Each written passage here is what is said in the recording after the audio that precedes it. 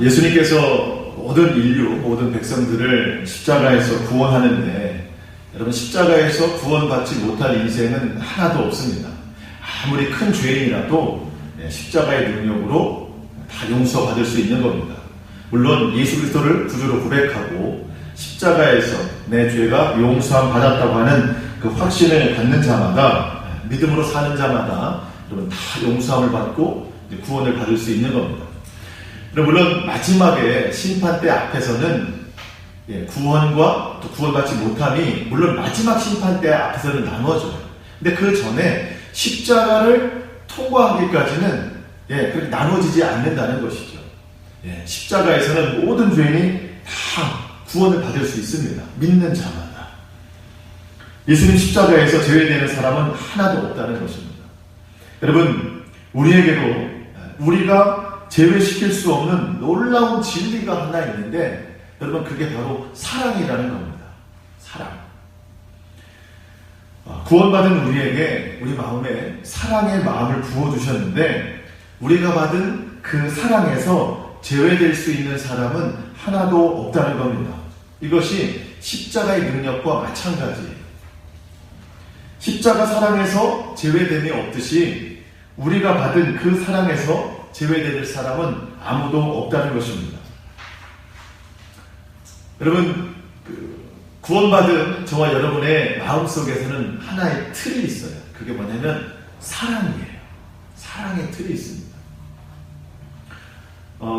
무엇이 들어가든 어떠한 상황에 놓여있든 모두 다 그 사랑이라는 틀을 거쳐서 내 몸 밖으로 나오게 되는 겁니다. 사랑의 모양으로 나타나게 되는 것이죠. 물론 그런 역사를 이루는 것은 성령님께서 하시는 것입니다. 이렇게 아이들 과자 중에 하트 모양으로 나오는 과자가 있잖아요. 있어요. 그럼 그것은 하트 어떤 재료를 그 틀 안에 넣고 찍어내서 구워서 만든 거잖아요.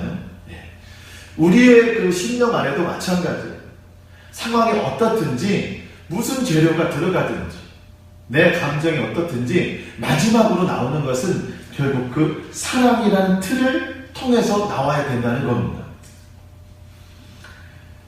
물론 우리 안에 성령님께서 역사를 하시는데 때로는 내가 그걸 거부할 때가 있는 거예요. 그 틀을 내가 깨버리거나 아니면 그 문을 그냥 닫아버리거나 그 출구를 내가 막 의지적으로 막아버리는 경우가 있더라는 거예요. 여러분, 하나님을 사랑하는 자는 주의 사랑으로 살아가는 것이 맞습니다. 어쩌면 그게 여러분 삶의 목표일 수 있는 겁니다. 여러분, 우리 나중에 훗날 예수님 만날 거잖아요. 마지막 때 다시 오시는 예수님 만날 거잖아요. 예수님이 우리를 만났을 때 뭘 물어보실 것 같아요? 저는 분명하다고 생각해요. 땅에서 뭐 하다 왔냐? 뭐를 제일 많이 하다 왔냐? 어쨌든 우리 구원받았기 때문에 예수님을 만난 거잖아요. 그러면 예수님이 이 땅에서 우리로 하여금 물론 다 아시겠지만 뭐 하다 왔는가를 우리의 입술로 고백하라고 하실 것 같아요. 마치 여러분 마태복음에 나오는 그 달란트 비유 있잖아요. 주인이 집을 비우면서 종들에게 5달란트, 2달란트, 1달란트 맡겨서 일정 기간이 지나간 다음에 돌아와서 묻잖아요. 어떻게 했느냐? 5달란트 받은 자는 열심히 노력해서 5달란트 더 남겼고 2달란트도 마찬가지였습니다. 1달란트 받은 사람은 그냥 땅속에 묻어뒀다가 일도 안 하고 그냥 그 1달란트 주인에게 줬더니 욕먹었어요. 그거마저도 뺏겼습니다. 주님이 이 땅에 다시 오실 때 우리에게 물어보실 거예요. 뭐 하면서 살았느냐? 그러면 제일 자신있게 대답할 수 있는 사람은 사랑하면서 살다 왔습니다. 이게 가장 자신있게 대답할 사람이에요. 사랑하면서 살다 왔습니다. 왜 그 대답이 가장 자신 있을까요? 이 성경 온통 다 하나님을 사랑하되 마음과 몸과 힘과 정성, 심지어 목숨을 다하여서 하나님을 사랑하고 그 하나님을 사랑하듯 또 이웃을 사랑하라고 성경이 말씀하고 있지 않습니까? 모든 계명이 다 사랑이에요. 그러니까 주님 다시 만났을 때 내가 사랑하면서 살다 왔습니다. 물론 그 사랑은 하나님 사랑이고 형제 사랑이겠죠. 그런 사랑하면서 살다 왔습니다 라고 말하는 사람이 여러분 가장 자신있게 대답할 수 있는 사람일 겁니다. 여러분 믿지 않는 자, 예수 모르는 자는 삶의 목표가 예수 믿고 구원받는 것이 당연히 삶의 목표가 되어야 됩니다. 우리는 예수 믿고 구원받은 우리는 삶의 목표가 사랑이어야 됩니다. 주님이 말씀하시는 거예요. 주님이 분명히 물어보시면 주님 사랑하다 왔습니다. 그 어떤 사랑을 했느냐? 마치 그 잠언에 기록된 교만은 미움은 다툼을 일으키지만 사랑은 모든 허물을 덮느니라. 그 말씀에 근거해서 주님 저는 모든 허물을 덮는 사랑을 했습니다. 그러면 주님이 잘했다. 주님 저는 용서하고 용납하는 사랑을 했습니다. 주님이 잘했다. 그렇게 말씀하실 거 아닙니까? 여러분 고린도전서 13장은 사랑입니다. 사도 바울이 권면하는 거지만 다 하나님이 주신 말씀이에요. 다 하나님의 말씀입니다. 맨 처음 사랑이 뭐예요? 사랑은 오래 참고. 주님 저는 사랑을 실천했는데 사랑의 맨 앞에 오래 참는 것이 사랑이라고 해서 저는 오래 참는 사랑을 하다가 왔습니다. 주님이 잘했다. 사랑은 온유하고 주님 저는 온유한 사랑을 했습니다. 시기하지 않는 사랑을 했습니다. 교만하지 않는 사랑을 했고요. 주님 저는 무례히 행치 않았습니다. 정말 그것을 위해서 열심히 노력했고 교만하지 않았습니다. 주님 저는 제 유익을 구하지 않았습니다. 화나는 일들이 많이 있었지만 성내지 않았습니다. 모든 것을 견디는 사랑을 했습니다. 악한 것을 생각하지 않고 불의를 기뻐하지 않는 그런 고린도전서 13장의 사랑을 실천하면서 살아왔습니다. 라고 우리가 주님 앞에 말할 수 있다면 그게 가장 복된 삶이고 주님이 가장 칭찬하실 만한 삶이라는 거예요.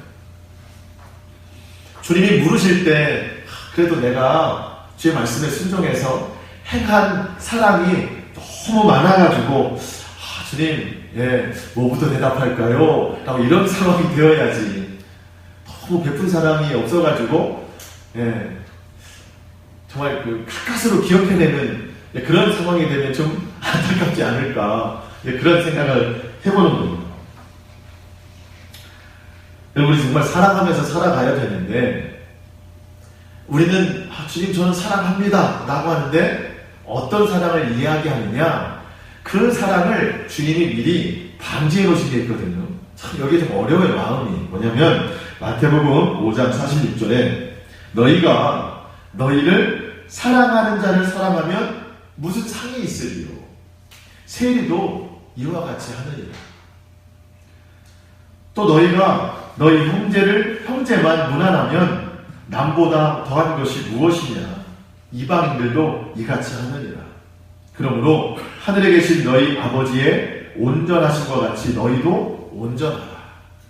주님이 우리 너무 잘 아세요.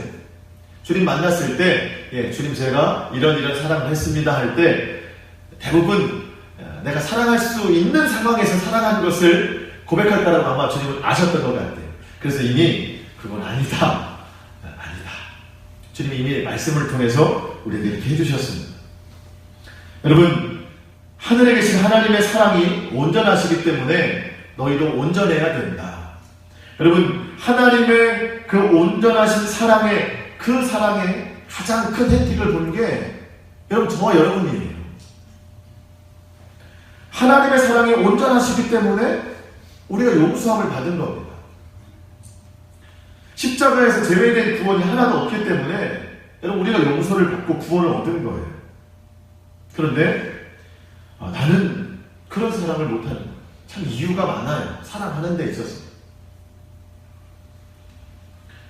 이런저런 일로 사랑하기 어렵고 이런저런 일로 오히려 미움이 정당화되고 시기와 질투가 정당화될 때가 참 많이 있습니다. 근데 주님이 말씀하시는 사랑하는 사람만 사랑하면 세상과 다를 것이 무엇이냐. 여러분 또 그런 경계를 뛰어넘는 사랑이 우리에게 정말로 필요하다는 겁니다. 여러분, 그런데 주님이 말씀하시는 이 사랑의 근본은 믿음에 근거한 사랑이에요. 믿음에 근거한 사랑. 믿음이 흔들리지 않는 범위 내에서, 구원이 흔들리지 않는 범위 내에서 할 수 있는 사랑을 우리가 나타낼 수 있어야 된다는 겁니다. 여러분, 오늘 우리가 요한일서 4장 7절로 21절까지 말씀을 읽었는데, 여러분 아마 보시면서 느꼈을 텐데 사랑이라는 단어가 참 많이 나와요. 정말로 많이 나와요. 아마 성경에서 제일 많이 나오는 장이라고 해도 틀리지 않은 말이에요. 여러분, 그런데 오늘 우리가 사랑이라는 단어를 많이 받고 우리의 입술로 읽었다고 해서 그 사랑이 능력으로 나타나는 것은 아닙니다. 사랑은 봤다고 해서, 읽었다고 해서 능력이 나타나는 것이 아니고, 주님께서 말씀하시는 그 사랑은 우리가 실천할 때 능력이 된다는 거예요. 실천할 때. 여러분, 우리가 예수님을 알고 믿어온 세월만큼 사랑을 실천하면서 살아왔다면, 여러분, 사랑은 이미 우리 몸에 배었을 겁니다. 여러분, 전 모태신앙이거든요. 어려서부터 교회를 다녔어요. 물론 이렇게 마음을 다해서 다닌 적도 있겠지만 그렇지 않은 적도 많이 있어요. 어쨌든 교회에 몸담은 시절은 많이 있습니다. 평생 그렇게 지금까지 살아왔어요. 여러분, 제가 몸담았던 시간만큼만 내가 사랑을 표현했다면 저는 정말 이유 없는, 대가 없는 사랑도 많이 할 수 있을 것 같아요. 근데 저는 그렇게 사랑 못해요. 저를 사랑해주는 사람부터 저는 사랑합니다. 왜 그럴까요? 여러분, 한 가지 일에 수십 년 몸담았으면요, 정말 그 TV에 나올 만한 일이죠. 생활의 달. 근데 우리는 교회에서 몸담은 일이 수십 년입니다. 그런데 사랑은 아직도 버거워요. 작은 것 하나 실천하지 못해요. 사랑이라는 단어는 정말 많이 읽었고 봤고 들었습니다. 그런데 그게 능력은 아니더라는 거죠. 사랑은 실천해야 되는 겁니다. 실천. 여러분, 사랑을 해야 되는 이유는 한 가지예요. 주님이 날 사랑하셨기 때문에. 그런데 여러분, 우리는 사랑하지 못할 수만 가지 이유를 찾는 거예요. 수만 가지. 그래서 사랑의 실천이 안 되는 거예요. 여러분, 우리는 사랑 속에서 태어난 자들이고 사랑을 먹고 자란 사람들이고 지금도 그 사랑 안에서 살아가는 사람들입니다. 그냥 사랑에 젖어서 사는 사람들입니다. 그런데 참 물들기가 쉽지가 않아요. 7절, 8절 말씀 한번 읽어보겠습니다. 7절, 8절 말씀입니다. 시작. 사랑하는 자들아, 우리가 서로 사랑하자. 사랑은 하나님께 속한 것이니 사랑하는 자마다 하나님으로부터 나서 하나님을 알고 사랑하지 아니하는 자는 하나님을 알지 못하나니 이는 하나님은 사랑이시니라. 아멘. 여러분, 우리는 하나님으로부터 난 사람들인데 정확히 말하면 하나님의 사랑으로부터 난 사람들입니다. 하나님이 대체 우리를 창조하셨고 예수 그리스도의 사랑으로 거듭나게 하신 자들이에요. 그러니까 하나님의 사랑을 빼놓고는 말이 되지 않는 사람들입니다. 존재가 되지 않는 사람들입니다. 그래서 심지어 이런 고백하잖아요. 하나님은 사랑이십니다. 하나님 자체가 사랑이라는 거예요. 근데 우리는 참 그 사랑에 물들기가 어려워요. 사랑하지 못할 수만 가지 이유를 찾기 때문에. 이렇게 수요일을 마치고 이제 끝나고 교제를 나누고 이제 저희 아이들 교육관에 가서 만나면은 애들이 가끔 혓바닥을 보여줘요. 파란색으로 물들었다는 걸 자랑해요. 왜 그렇게 물들었을까요? 파란색 사탕을 호랫 동안 빨아먹어가지고 입술도 혓바닥도 파래진 거를 막 자랑해요. 자랑할 일은 아니죠. 물든 거예요. 물든 거예요. 사탕 하나 먹어가지고 크게 그 아이 이렇게 입술을 물든 게 하는 거예요. 가끔 이제 엘리베이터를 타면 그 식사 시간 때 엘리베이터를 타면은 그 엘리베이터 안에서도 음식 냄새가 좀 많이 납니다. 왜냐면 식당에 갔다 오신 분들이 엘리베이터를 탔기 때문에.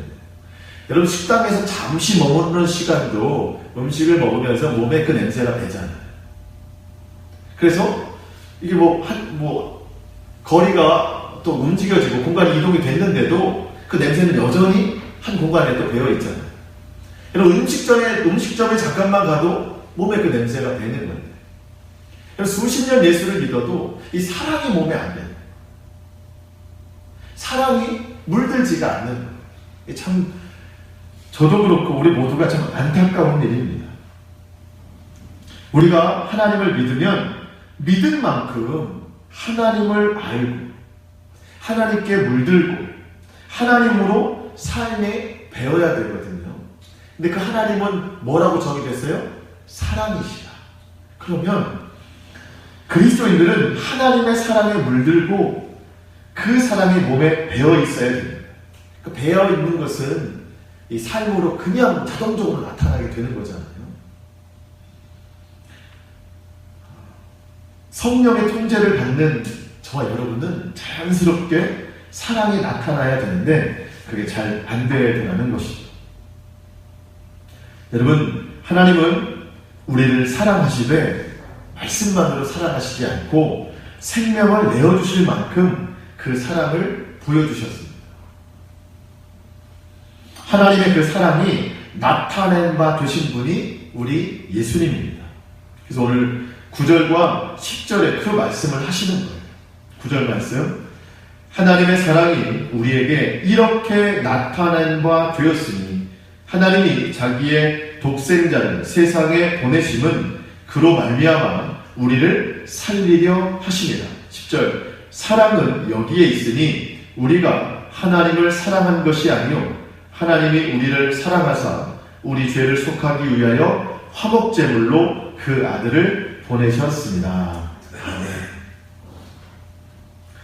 자, 여러분, 사랑은 여기에 있으니 이 말은 여러분 사랑이 어디에 있느냐, 사랑의 장소, 사랑의 근원이 어디에 있느냐를 말씀하시는 건데, 여러분 사랑은 어디에 있어요?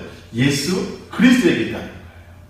하나님의 사랑이 어디에 있느냐? 예수님의 삶에 담겨져 있다는 겁니다. 결국 십자가에 그 사랑이 녹아져 내려 있다는 겁니다. 한마디로 사랑은 예수 그리스도예요. 여러분, 예수님의 모든 것은 다 사랑입니다.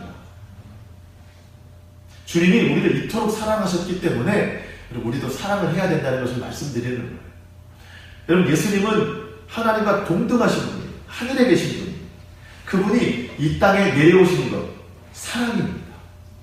사랑이에요.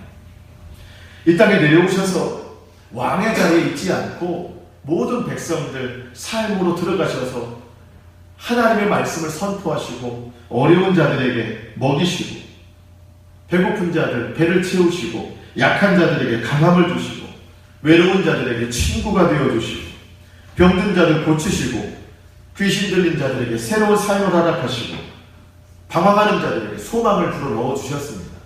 사랑입니다. 사랑이에요. 마태복음 6장 34절, 마가복음 6장 34절, 예수께서 나오사 큰 무리를 보시고 그 목자 없는 양 같음으로 인하여 불쌍히 여기사 여러 가지로 가르치시더라. 백성들이 목적 없이 막 우왕좌왕하는 거예요. 목자 잃은 양과 같이 얼마나 불안한지 몰라요. 그때 예수님이 사랑으로 그들을 가르치셨습니다. 그리고 먹이셨어요. 고치셨습니다. 예수님의 사랑은 그것으로 끝나지 않으셨죠. 더 큰 사랑을 실천하시기 위해서 십자가의 길을 걸으셨습니다. 우리의 죄를 대속하시기 위해서 친히 화목제물이 되셔서 십자가에 달려 죽으셨습니다. 그럼 제가 로마서 5장 6절로 8절 말씀을 읽어드리겠습니다. 한번 들어보세요. 우리가 아직 연약할 때에 기약대로 그리스도께서 경건하지 않은 자를 위하여 죽으셨다. 의인을 위하여 죽는 자가 쉽지 않고 선인을 위하여 용감히 죽는 자가 혹 있거니와 우리가 아직 죄인 되었을 때에 그리스도께서 우리를 위하여 죽으심으로 하나님께서 우리에 대한 자기의 사랑을 확증하셨느니라. 여러분, 사람이 사람을 위해서 생명을 대신 내어주는 것은 아주 극히 드문 일입니다. 아주 극히 드문 일이에요. 이런 일은 거의 없습니다. 그런데 간혹 그런 일이 있더라도 의인을 위해서, 정말 큰 은혜를 끼친 사람을 위해서 내 생명을 바친다거나 정말 선한 일을 위해서 내 생명을 바치는 일이 간혹 있을 수 있으나 성경은 그렇게 말하는 거예요. 그런 일 거의 없는데 간혹 정말 있다면 의인을 위해서 내가 희생을 하거나 정말 선한 일을 위한 사람에게 내 생명을 바칠 수는 있으나 여러분, 죄인을 위해서 생명을 내어준 사람은 한 사람도 없다는 거예요. 우리가 아직 죄인 되었을 때에 그리스도께서 우리를 위하여 죽으시고 하나님께서 우리에 대한 자기의 사랑을 확증하셨습니다. 죄인을 위해 죽은 사람이 없어요. 더군다나 하나님이신 그분이 죄인된 인간을 위해서 죽으셨다고 하는 것은 여러분, 사랑 말고는 설명이 안 되는 일입니다. 이것은. 그래서 에베소서에는 그런 말씀하시죠. 긍휼이 풍성하신 하나님이 우리를 사랑하신 그 큰 사랑으로 인하여 허물과 죄로 죽었던 우리를 살리셨다. 여러분, 큰 사랑으로 하나님이 우리를 살리셨습니다. 정말 크고 위대한 사랑이에요. 그 사랑은 측량할 수가 없어요. 그 넓이와 그 높이, 깊이, 모든 것을 다 측량할 수 없어요. 찬송가의 가사처럼 하늘을 두루마리 삼고 바다를 먹물 삼아도 다 기록할 수 없는 것이 하나님의 사랑입니다. 그 사랑의 본을 보이신 예수 그리스도를 따라서 우리가 사랑을 실천하면서 살아가야 된다는 거예요. 여러분, 마지막 때 그 심판 때 앞에서 우리에게 남는 것이 무엇이 있겠습니까? 우리 정말 지혜로워야 돼요. 우리에게 남는 게 뭐가 있을까요? 여러분, 믿음과 사랑만 남아요. 믿음과 사랑. 여러분, 그거 말고도 정말 남을 것이 있다면 정말 그것을 위해서 우리가 일생을 바쳐서 노력해야 될 텐데 마지막 날에는 남을 것이 하나도 없어요. 다 불로 태워질 것밖에 없습니다.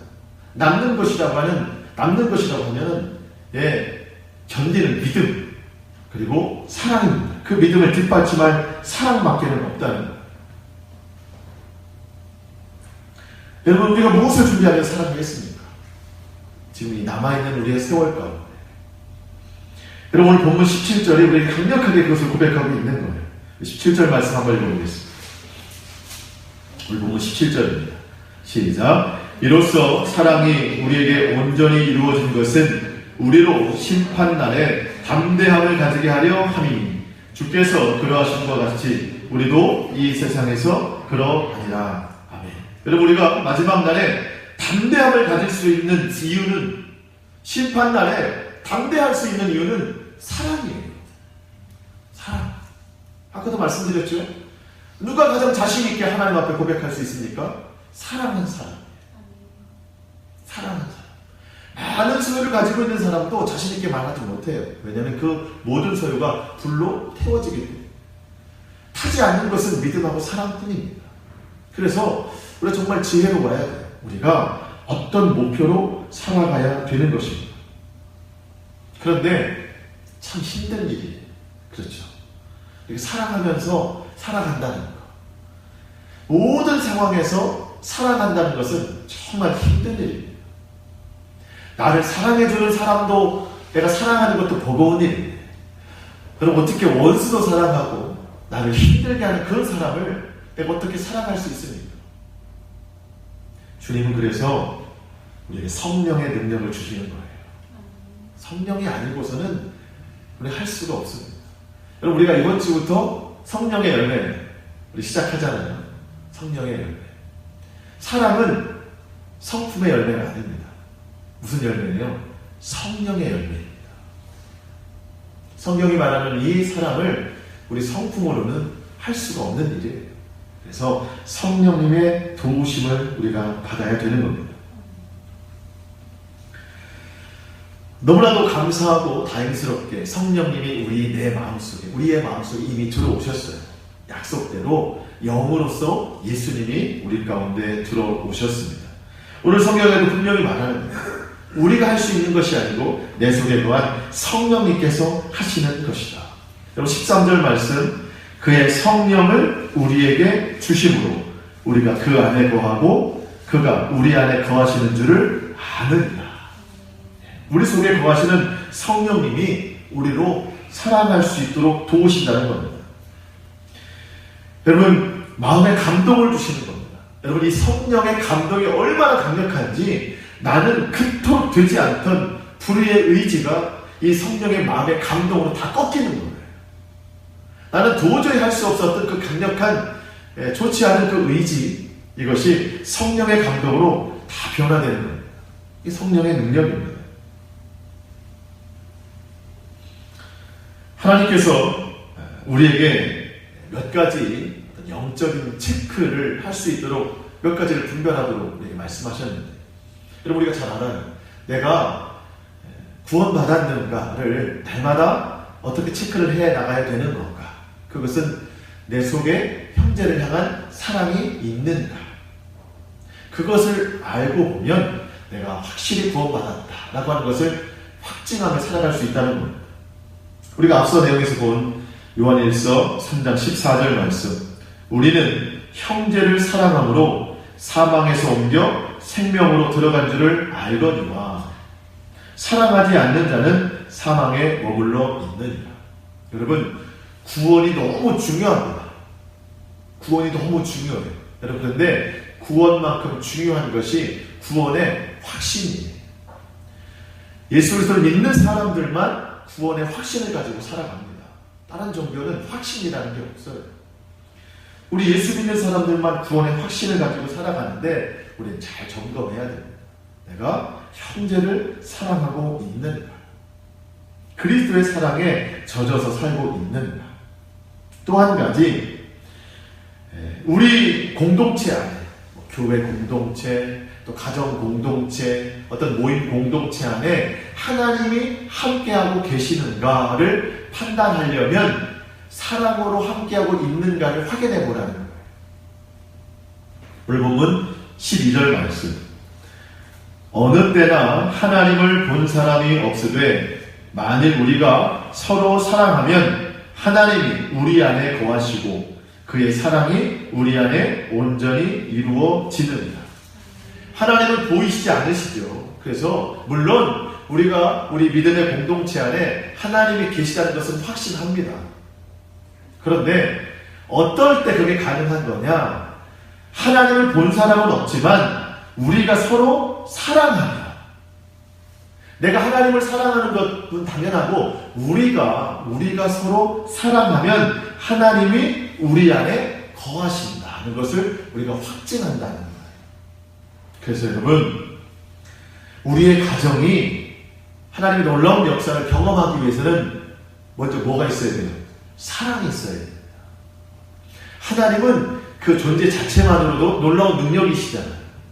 하나님이 계셔야 돼요, 무조건. 그래야 역사가 시작이 됩니다. 하나님이 계시는가를 우리가 어떻게 확증하느냐? 우리 안에 사랑이 있는가? 사랑이 있는가? 교회가 놀라운 역사가 일어나려면 우리 안에 사랑이 있는가? 사랑의 공동체로 하나가 되는가? 그러면 하나님이 그 안에 거하셔서 놀라운 역사를 일으켜 세우신다는 겁니다. 이게 참 중요한 진리예요. 여러분, 하나님의 역사는 공동체의 사랑으로부터 시작이 됩니다. 여러분, 그래서 우리가 서로 사랑하는 것이 내가 받은 사랑을 나누는 정도로 그치는 것이 아니라 우리 교회가 하나님 앞에 놀랍게 사용되는 놀라운 역사가 일어나는 시작이 거기에 있기 때문에 우리는 더욱더 사랑해야 됩니다. 주의 형제 자매들을 보면 너무 사랑스럽죠. 그렇죠? 네. 여러분 그렇잖아요. 어디 가게 갔는데 주일은 쉽니다. 보면 반가워요, 안 반가워요? 엄청 반갑잖아요. 다음 그 집 꼭 가고 싶잖아요. 네. 마찬가지입니다. 어떤 가게에 갔는데 그 기회에서 신방해가지고 액자 붙은 거 있으면 반가워요, 안 반가워요? 엄청 반갑잖아요. 남의 집인데도 그렇게 반가운데 우리 한 형제 자매가 사랑으로 나누는 것이 얼마나 반갑고 기쁜 일입니까? 그런데 그냥 하나님은 그 모습을 보시면서 내가 이렇게 형제 자매가 사랑하는 이 교회에 놀라운 역사를 행해야 되겠다. 하나님은 작정하시는 거예요. 우리가 서로 사랑하면 하나님이 그 가운데 거하십니다. 우리 그저 사랑할 뿐인데 하나님은 역사하시는 겁니다. 성도의 사랑이 하나님의 역사예요.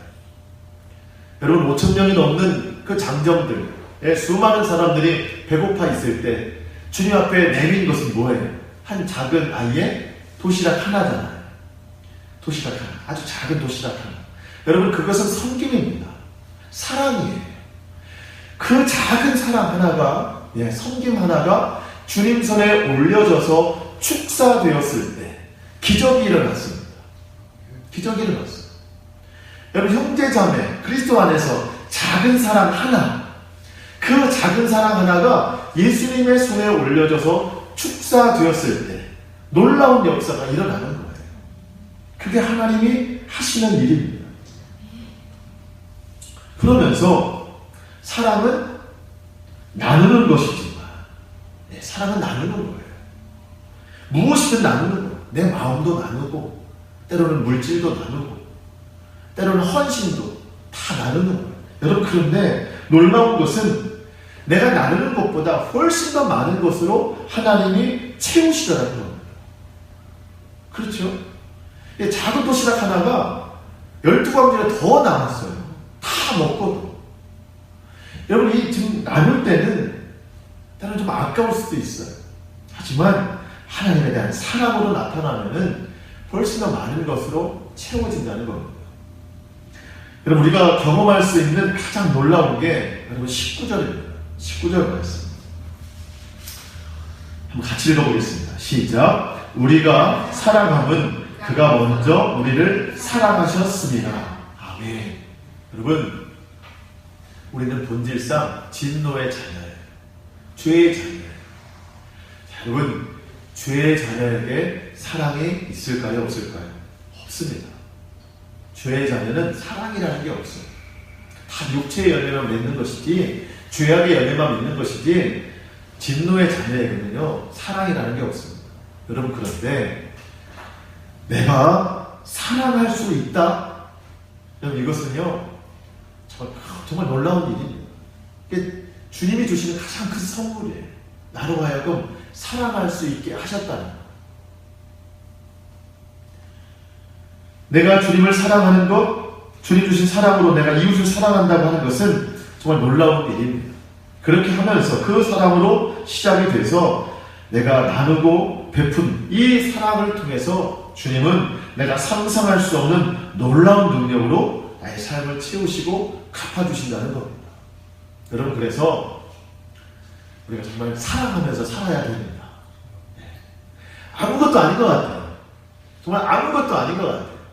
내가 그저 형제에게 말 한마디 사랑의 말을 건네고 행동 하나로 배려하고 다 주님의 사랑으로 어쨌든 섬겨나갈 때 저 아무것도 아닌 것 같아요. 사람 눈에 비칠 때에도 전혀 기억이 안 될 것 같습니다. 그런데 하나님은 다 기억하시는 거예요. 모든 것을 다 채우신다는 겁니다. 그래서 우리의 사랑이 얼마나 중요한가. 특별히 미워하는 사람 사랑하는 건 너무 안 돼요. 말씀 전하는 저도 잘 안 돼요. 그래서 우리는 늘 성령님께 간구해야 됩니다. 하나님, 저에게 사랑이라는 틀을 만들어 주셨는데 자꾸 제 손으로 이 틀을 막아내게 하지 마시고 모든 상황이 다 들어와도 결국은 사랑으로 나가게 하옵소서. 누가 내 마음에 들어와도, 어떤 상황이 내 마음에 들어와도 결국엔 사랑을 통해서 나가도록 하나님 인도하옵소서. 우리가 나갈 수 있는 그 통로는 사랑밖에 없더라고요. 사랑밖에. 그래서 주님이 하나님은 사랑이시다 이렇게 말씀하시는 거예요. 성경은 보이지 않는 하나님 사랑한다고 하면서 보이는 형제를 사랑하지 않으면 그것은 거짓말이다 이렇게 말해요. 오늘 20절에 그렇게 말합니다. 여러분, 우리는 말로서는 얼마나 거짓말을 했는지 모르겠지만 행동으로 참 거짓말을 많이 하면서 살았어요. 보이지 않는 하나님 사랑한다고 그렇게 말하면서 보이는 형제를 사랑하지 못했던 것, 정말 하나님 앞에 우리 스스로가 회개해야 될 일입니다. 여러분, 우리는 사랑하면서 살아가야 되는데 여러분, 어떻게든 사랑해야 됩니다. 주님이 마지막 때 우리에게 물어보실 거예요. 땅에서 뭐 하다 왔느냐? 사랑하면서 살았습니다. 어떤 사랑을 했느냐? 사랑할 수 없던 사람도 사실은 제가 사랑하게 되었습니다. 이 사랑을 고백할 수 있어야 됩니다. 그리고 주님이 꼭 안아주실 거예요. 그 참 험난한 일들 어떻게 다 참고 살았느냐. 물론 주님이 우리에게 그냥 탁 내어 맡기시지 않아요. 성령님으로 우리를 도와주십니다. 성령님, 제가 이 상황에서도 꼭 사랑할 수 있도록 도와주세요. 우리 스스로가 그 사랑의 틀을 그냥 막아버리지 말고, 주님, 저 정말 지금 할 수 없습니다.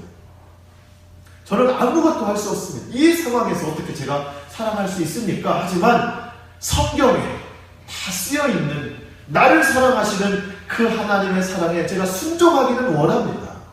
그러니 주님, 제가 이 상황에서도 제가 사랑할 수 있도록 성령님 제 마음을 변화시켜 주시옵소서. 여러분, 그렇게 기도하면 성령님이 우리의 마음에 감동 주셔서 모든 불의한 것을 다 꺾어버리고 결국 하나님의 사랑으로 사랑하게 만들어 주실 줄 믿습니다. 그래서 주님이 날 먼저 사랑하셨기 때문에 내가 누구라도 사랑할 수 있는 그런 사랑의 사람, 그런 열매 맺고 살아갈 수 있기를 주님의 이름으로 축원합니다. 찬송으로 한번 고백하도록 하겠습니다.